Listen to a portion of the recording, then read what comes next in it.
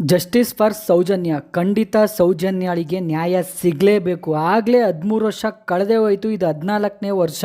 ನಮಸ್ಕಾರ ಸ್ನೇಹಿತರೆ, ನೀವೀಗಾಗಲೇ ಮಾಧ್ಯಮಗಳಲ್ಲಿ ನೋಡ್ತಾ ಇದ್ದೀರಾ. ನೋಡಿ, ಕೆಲವರು ಡಿಬೇಟ್ ಮಾಡ್ತಾ ಇದ್ದಾರೆ. ಏನು ಡಿಬೇಟ್ ಮಾಡ್ತಾ ಇದ್ದಾರೆ ಅಂದರೆ, ನೋಡಿ, ಸೌಜನ್ಯ ಹತ್ಯೆ ಆದಾಗ ನೋಡಿ ಅಲ್ಲಿ ಯಾರು ಪೊಲೀಸರು ಯಾರಿದ್ರೋ ಅವ್ರುಗಳು ಸಹಿತ ಸೌಜನ್ಯನ ಯಾರು ಸಾಯಿಸಿದ್ದಾರೆ ಅವರು ಖಂಡಿತವಾಗ್ಲೂ 13 ವರ್ಷದಿಂದ ಸೇಫ್ ಆಗಿದ್ದಾರೆ. ಖಂಡಿತ ಇಲ್ಲಿ ಅನ್ಯಾಯ ನಡೆದಿರೋದೆ ಸೌಜನ್ಯಾಳ ಕುಟುಂಬಕ್ಕೆ, ಬೇರೆ ಯಾರ ಕುಟುಂಬಕ್ಕೂ ಖಂಡಿತ ಅನ್ಯಾಯವಾಗಿಲ್ಲ. ನೋಡಿ ಸ್ನೇಹಿತರೆ, ಸೌಜನ್ಯಾಳಿಗೆ ನ್ಯಾಯ ಸಿಗಬೇಕು ಅಂತ ಯತ್ನಾಳ್ ಅವರು ಕೂಡ ಹೇಳಿಕೆ ನೀಡಿದ್ದಾರೆ.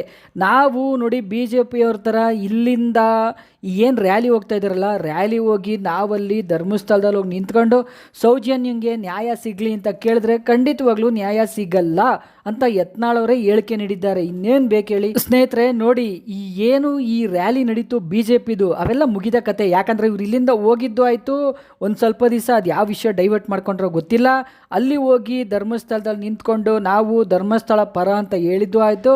ಇವ್ರುಗಳೆಲ್ಲ ಸೇರ್ಕೊಂಡು ನ್ಯಾಯ ಕೂಡ ಕೊಡಿಸಿದ್ರು ಅನ್ಸುತ್ತೆ. ಅದು ಅಲ್ಲಿಗೆ ಸ್ಟಾಪ್ ಆಗಿದೆ ಸದ್ಯಕ್ಕೆ. ಸ್ನೇಹಿತರೆ ನೋಡಿ, ಆ ಒಂದು ಮಾಧ್ಯಮ, ಯಾಕಂದ್ರೆ TRPನ ಕಳ್ಕೊಂಡಿರೋ ಮಾಧ್ಯಮ ಈಗ ಸೌಜನ್ಯ ಪ್ರಕರಣ ಇಟ್ಕೊಂಡು ಜಗಳ ಮಾಡ್ತಾ ಇದ್ದಾರೆ. ಅರ್ಥಾತ್ ಅವ್ರು ಮಾಡ್ತಾ ಇರೋ ಡಿಬೇಟಲ್ಲಿ ಖಂಡಿತವಾಗ್ಲೂ ಜಗಳ ನಡೀತಾ ಇದೆ. ಅದನ್ನ ಯಾರು ಡಿಬೇಟ್ ಅನ್ನಲ್ಲ ಖಂಡಿತ. ಯಾಕಂದರೆ ನೋಡಿ, ಇವೆಲ್ಲ ಬರೀ ಒಂದು ಸೈಡ್ ಇರುತ್ತೆ. ಈಗ ನಾವು ಹೇಳಿದ್ನ ನೀವು ಕೇಳಬೇಕು ಅಂದಮೇಲೆ ಖಂಡಿತ ಆ ಡಿಬೇಟು ಒಂದು ಸೈಡೇ ಆಗಿರುತ್ತೆ, ಎರಡು ಸೈಡ್ ಅಂತೂ ಆಗಿರೋಕ್ಕೆ ಸಾಧ್ಯನೇ ಇಲ್ಲ. ನೀವೇನಂತೀರಾ ಸ್ನೇಹಿತರೆ? ನೋಡಿ, ಈಗ ಏನಿದ್ರು ಸೌಜನ್ಯಾಳ ಕೇಸ್ ಹಾಕಬೇಕು ಅಂದರೆ ಖಂಡಿತ ಸುಪ್ರೀಂ ಕೋರ್ಟ್ಗೆ ಹೋಗಬೇಕು. ನೋಡಿ, ಈಗ ನಡೀತಾ ಇರೋದು ನೋಡಿದ್ರೆ ಖಂಡಿತ ಮತ್ತೆ ಸಂತೋಷ್ ರಾವ್ನ ಖಂಡಿತ ಕಸ್ಟಡಿಗೆ ತಗೋಬೋದು ಅನಿಸುತ್ತೆ. ಯಾಕಂದರೆ ಸ್ನೇಹಿತರೆ ನೋಡಿ, ಇದೇ ಸೌಜನ್ಯಾಳ ಪ್ರಕರಣದಲ್ಲಿ ಸಂತೋಷ್ ರಾವ್ ಈ ಹಿಂದೆ ಅರೆಸ್ಟ್ ಆಗಿ ಜೈಲ್ ಶಿಕ್ಷೆ ಅನುಭವಿಸ್ಕೊಂಡು ಬಂದಿದ್ದ.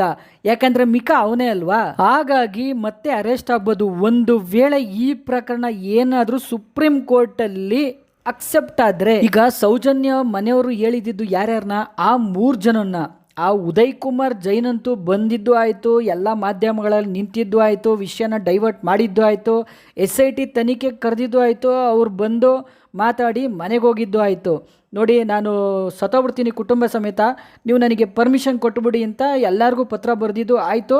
ಅದೇನು ಪರ್ಮಿಷನ್ ಕೊಟ್ಟರೋ ಇಲ್ವೋ ದೇವರಣೆ ನಮಗಂತೂ ಗೊತ್ತಿಲ್ಲ. ಸ್ನೇಹಿತರೆ ನೋಡಿ, ಈ ಡಿಬೇಟ್ ನಡೆಸ್ತಾ ಇರೋದು ಯಾಕೆ?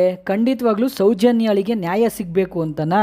ಇವ್ರಿಗೆಲ್ಲ ಅದೇ ಮನಸ್ಸಲ್ಲಿ ಇದ್ದಿದ್ರೆ ಖಂಡಿತವಾಗ್ಲೂ ಯಾರು ಮಾಡಿದ್ದಾರೆ ಅಂತ ಎಲ್ಲರೂ ಮಾತಾಡ್ತಾ ಇದ್ದಾರೆ ಅಲ್ವಾ. ಆದರೆ ಅದಕ್ಕೆ ತಕ್ಕನಂಗೆ ಸಾಕ್ಷಿ ಸಿಗ್ತಾ ಇಲ್ಲ. ಸ್ನೇಹಿತರೆ ನೋಡಿ, ಯಾರು ಸೌಜನ್ಯ ಪ್ರಕರಣದ ಪೊಲೀಸ್ ಅಧಿಕಾರಿಗಳಿದ್ರಲ್ವಾ, ಖಂಡಿತವಾಗ್ಲೂ ಮೇಲ್ನೋಟಕ್ಕೆ ಅವರೇ ತಪ್ಪು ಮಾಡಿರೋದು ಅಂತ ಎಲ್ಲರಿಗೂ ಗೊತ್ತಿರೋ ವಿಷಯನೇ. ಆದರೆ ಯಾಕೆ ಇನ್ನೂ SIT ಅವರೇ ಆಗಲಿ ಯಾರೇ ಆಗಲಿ, ಆ ಪೊಲೀಸ್ ಅಧಿಕಾರಿಗಳು ಯಾರಿದ್ರು, ಕಾನ್ಸ್ಟೇಬಲ್ ಆದರೂ ಸರಿ, ಯಾಕೆ ಅವ್ರನ್ನ ಕರೆದು ವಿಚಾರಿಸಿಲ್ಲ? ಖಂಡಿತ ಇನ್ನೂ ಗೊತ್ತಿಲ್ಲ. ನೋಡಿ, ಹೆಗಡೆ ಅವರು ಕೂಡ ಹೇಳಿಕೆ ನೀಡಿದ್ರು ಸೌಜನ್ಯಾಳಿಗೆ ನ್ಯಾಯ ಸಿಗಬೇಕು ಅಂತ. ಸ್ನೇಹಿತರೆ ನೋಡಿ, ಇವ್ರುಗಳ ತಪ್ಪಂತೂ ಮೇಲ್ನೋಟಕ್ಕೆ ಕಾಣ್ತಾ ಇದೆ. ಯಾರು ಏನೇ ಹೇಳಲಿ ಬಿಡಲಿ, ಸೌಜನ್ಯಾಳಿಗೆ ನ್ಯಾಯ ಸಿಕ್ಕೇ ಸಿಗುತ್ತೆ.